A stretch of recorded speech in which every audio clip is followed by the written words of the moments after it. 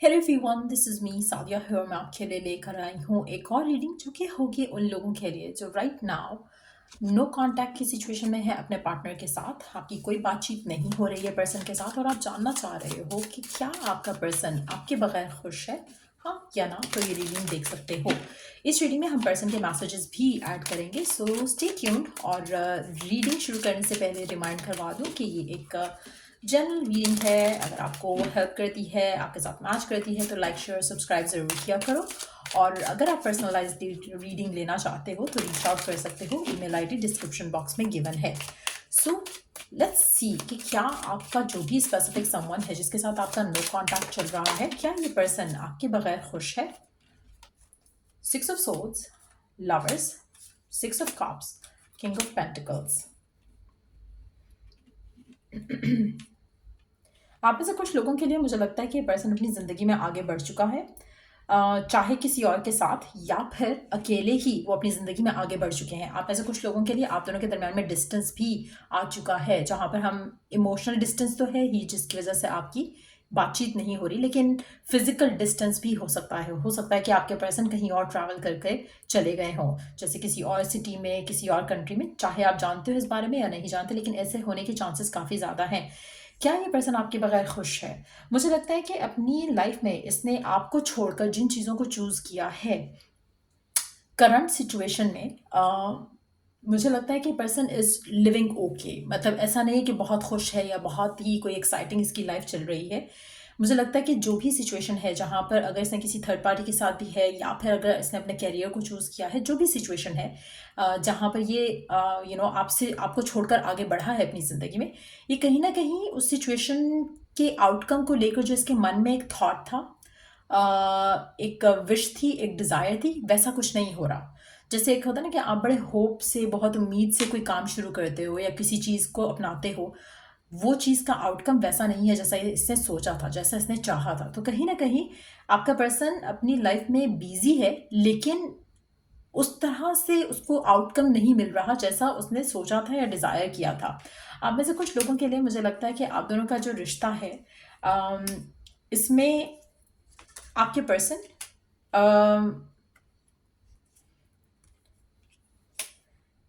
ने अपने करियर को चूज़ किया या फिर अपनी फैमिली को चूज़ किया आपके ऊपर, जिसकी वजह से आप दोनों की राइट नाउ नो कॉन्टैक्ट चल रही है।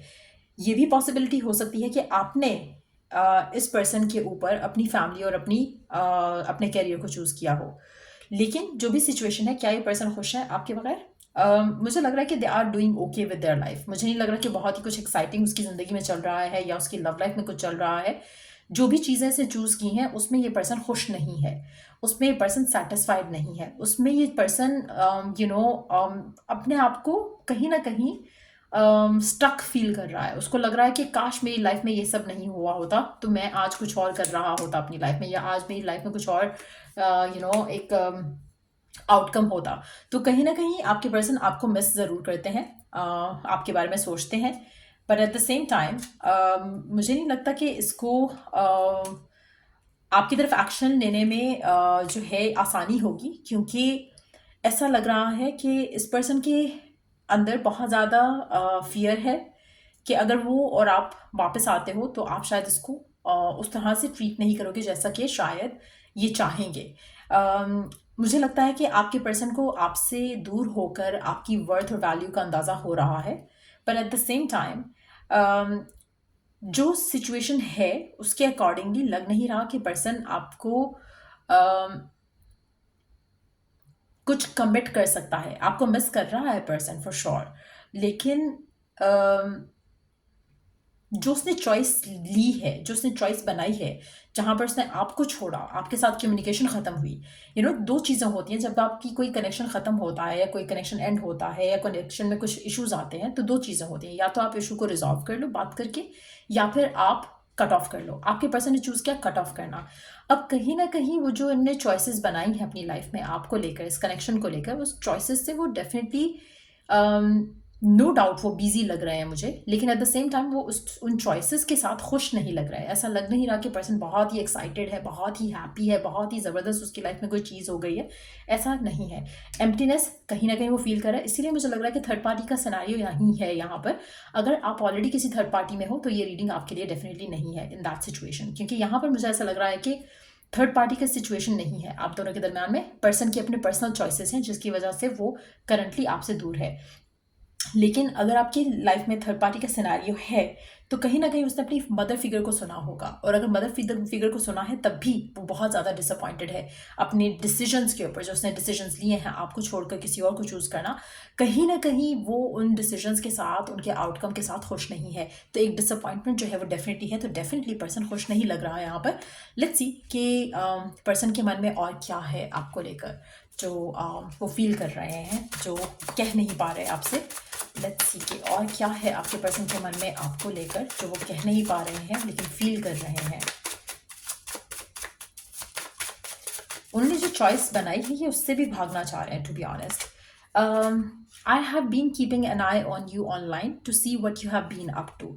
आपका पर्सन आपसे कहना चाहता है कि वो ऑनलाइन आपके ऊपर नज़र रख रहे हैं जस्ट टू सी कि आपकी ज़िंदगी में क्या चल रहा है। सो वो आपसे तो मूव ऑन कर ही नहीं पाए हैं। तो कहीं ना कहीं यस, वो खुश नहीं है अपनी ज़िंदगी में। देखो, जब आप कोई किसी कनेक्शन में खुश होते हो ना तो आप पीछे नहीं मुड़ के देखते हो, लेकिन अगर आप खुश नहीं हो तभी आप पीछे मुड़ के देखोगे, चाहे ये आप हो या चाहे कोई थर्ड पर्सन है जिसके साथ आप डील कर रहे हो। अगर वो पर्सन मुड़ मुड़ के आपकी तरफ देख रहा है दैट मीन्स कि वो आपको मिस कर रहा है और वो आगे बढ़ ही नहीं पाया आपसे। I love the way you love me, it feels so right. आपके पर्सन को आपका प्यार जो आपने उसको दिया है वो उसको मिस करता है। You are my sacred home to me. आपका पर्सन को रियलाइज़ हो रहा है आपकी वर्थ और आपकी वैल्यू के को लेकर।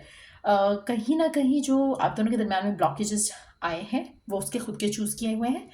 इसको अब खुद इन चीज़ों को फिक्स करना पड़ेगा अगर ये करना चाहता है तो। I got square of the commitment so I left. आप में से कुछ लोगों के लिए आपके पर्सन ने आपको इस फियर से छोड़ा होगा या बात करना बंद की होगी क्योंकि वो कमिटमेंट के लिए रेडी नहीं थे, वो शादी के लिए रेडी नहीं थे, वो अपने करियर को चूज़ करना चाह रहे थे, अपने इस पाथ को उन्होंने चूज़ किया आपके ऊपर, रिलेशनशिप के ऊपर। आई कैन नाउ फील, एक second, I can now feel what I made you go through. आपका पर्सन कहना चाह रहा है कि अब उसको रियलाइज़ हो रहा है कि उसने आपके साथ क्या किया है और क्या जिसकी वजह से जिसकी वजह से उसके साथ अब ये सब हो रहा है। कहीं ना कहीं एक डिसअपॉइंटमेंट है लाइफ के डिसीजंस को लेकर जो आपके पर्सन के अंदर बहुत ज़्यादा डोमिनेंट है यहाँ पर।